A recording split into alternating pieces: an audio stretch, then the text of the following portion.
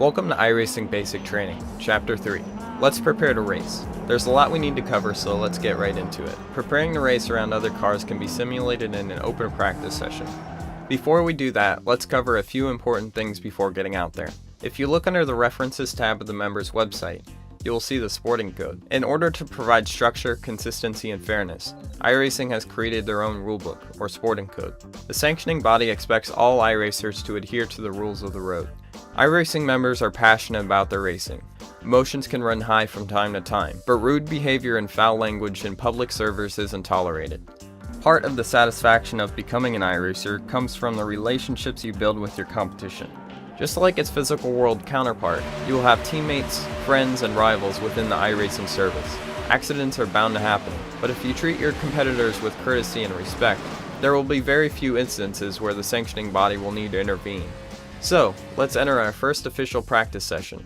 We'll do so by clicking on the Race Now button on the member's website. We'll locate the series we want to run. A list of sessions become visible.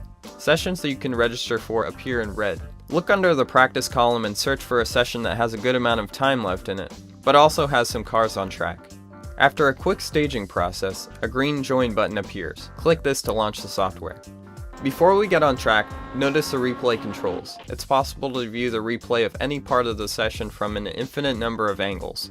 This is a huge learning tool. Reviewing replay from not only your car, but other cars will help you find more speed and new techniques. Let's switch to the fastest person in this session. You can do so by clicking on the Practice tab and double-clicking on that person's name. Right off the bat, you might notice this driver has a different line through the turns. A good angle to study their line is the far chase camera. All lap times are recorded and can be viewed by clicking on the Laps tab. This can be an extremely helpful tool, but it can also be a distraction. For now, all your focus should be put on turning laps and getting comfortable racing around other cars. Far too often, new drivers are too concerned about their lack of speed, especially their hot lap speed. Focus on doing long runs and trying to be as consistent as possible. Before you pull out of your pit stall, let's quickly go over your information boxes in the bottom right corner of the screen. You can adjust the size of these boxes by holding Control and hitting page up or down on your keyboard. In this particular car, F1 through F6 have important information about your current session and car. More advanced cars, such as the Formula 1, have numerous adjustments that can utilize other F keys. F9 controls your graphics settings. Study these and practice changing your tire and fuel information because this is how you communicate with your crew. These controls can be mapped to your wheel, which makes things much easier. For multi-car sessions, it's recommended to keep F3 or the relative box displayed. This gives you an idea of where cars are around you, especially when pulling out of pit road. Merge up when it's safe to do so and give room to other cars that are already up to speed. Now the fun part. Find people to race side by side with. Practice overtaking and being overtaken.